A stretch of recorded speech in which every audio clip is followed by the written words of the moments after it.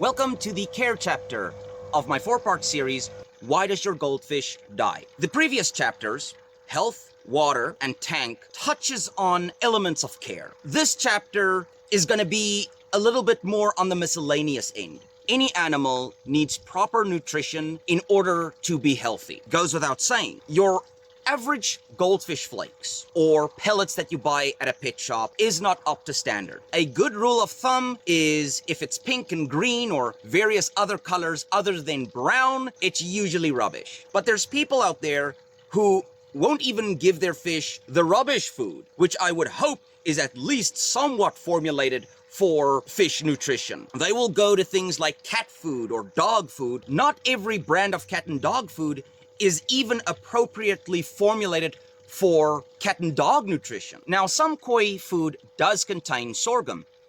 You can't just feed sorghum. If you exclusively feed sorghum, it can hinder the fish's growth, obviously, because there's not a lot of protein in it, which brings me into a very important part of this topic. Insect protein is gonna have the correct building blocks to help your fish put on muscle. Plant protein, like soy, it's an incomplete protein. I am always going to recommend rather buy the high quality food. It might be a little more expensive, sometimes a lot, but your animals are gonna be more healthy and they're gonna grow better. So what is actually a good quality food that you can feed your koi or goldfish?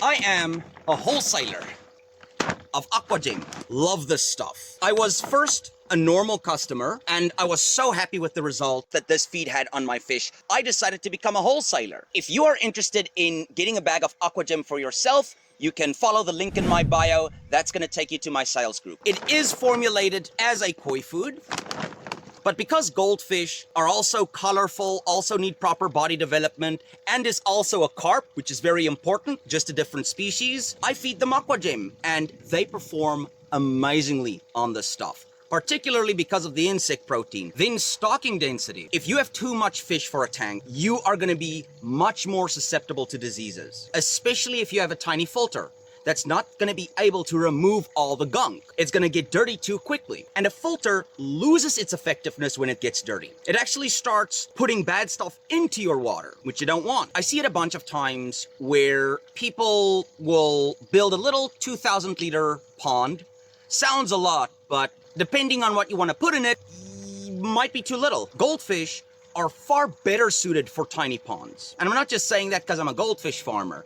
I used to say the exact same thing back when I farmed koi. For goldfish, you're gonna be looking at about 100 liters per fish. A 2,000 liter pond is gonna be able to house 20 goldfish. Now, you can get away with a little higher stocking density. The big thing is you don't want the fish's health to be impacted, and you don't want to stunt your goldfish because that can also have health issues. These things won't be an issue if you look after your water really well. Something I see in the koi and goldfish hobby all the time is people consult others who are not experts. If you want to learn how to farm sheep, you're not going to go to a brain surgeon. You're going to go to a sheep farmer. And if you want to learn how to do brain surgery, probably should go to school for that. You got to seek advice from actual experts, not somebody just pretending to be one. Predation. If you have a pond on the outside, there could very well be herons, kingfishers, hell, even cormorants. And I've experienced this before. People will say, I've never seen those birds in my area.